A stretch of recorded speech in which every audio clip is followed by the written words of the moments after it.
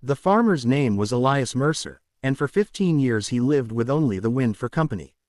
His land sat where the plains gave way to dry hills, a place most folks avoided because the soil was stubborn and the nights were long. Elias rose before dawn, worked until his back ached, and spoke to no one except his mule, Jonah.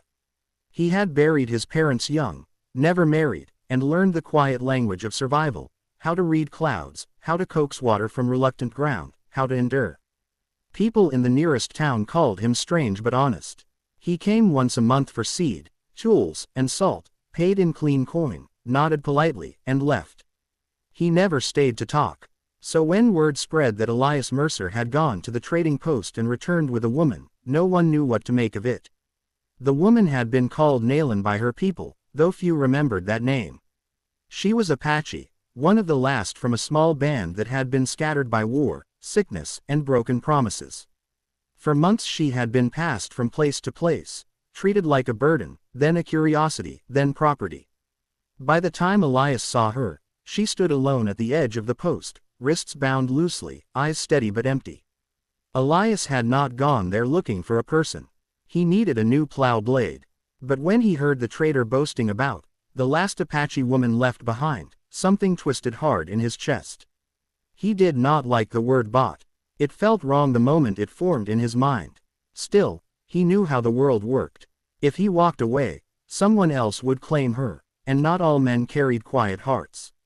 He paid the trader, said nothing more, and cut the rope himself. "You are free to go," he told her simply, gesturing toward the open land. Nayland did not move. She had heard promises before. Elias mounted his mule and began the long ride home, expecting her to disappear behind him. Instead, when he glanced back hours later, he saw her walking at a careful distance, feet bleeding but steps firm. He slowed. The first weeks were the hardest. Nayland spoke little English, and Elias spoke none of her language. He gave her a small room near the kitchen, left food outside the door, and never entered without knocking. At night, he heard her cry softly, like the wind slipping through cracks in the wall. Elias did not ask questions. He believed some wounds healed best without hands pressing on them. He showed her the well, the fields, the safe places to walk. He worked as he always had, though now he was aware of another presence, quiet, watchful, strong. Nayland rose before him, helped with the animals, learned the rhythm of the land as if it had once belonged to her. Slowly, words came. She taught him how to say water in her tongue. He taught her the names of stars as he knew them. Some nights they sat on opposite sides of the fire, sharing silence like bread. In town, whispers followed him. "Why keep her? Dangerous. Those people. Can't trust a savage." Elias answered none of it. He had lived alone too long to fear other people's opinions. One winter night, a sickness swept through the valley. Elias collapsed in the field, fever burning through him like wildfire. For 2 days he drifted between waking and dreams, memories tangling with pain. When he woke, Nayland sat beside him, pressing cool cloths to his forehead. Herbs simmered on the stove, sharp and bitter. She spoke then, halting but clear. "My father was a healer. Elias survived. After that, something shifted.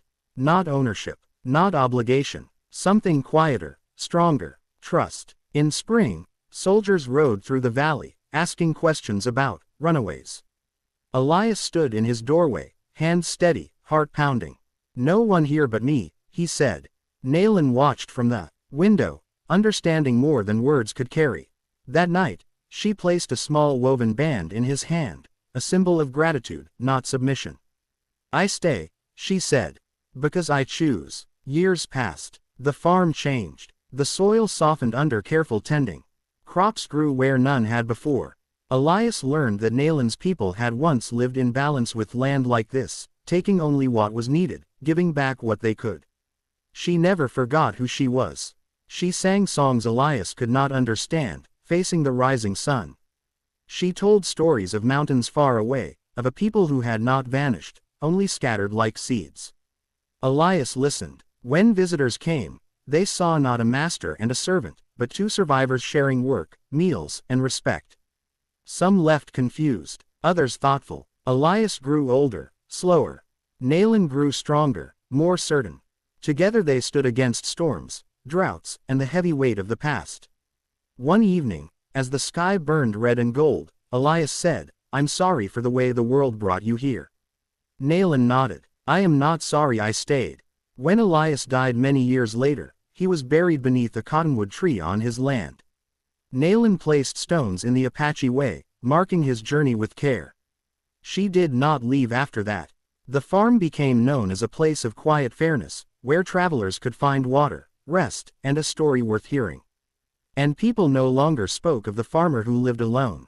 They spoke of the man who chose to do one decent thing in a cruel time, and of the Apache woman who turned survival into legacy.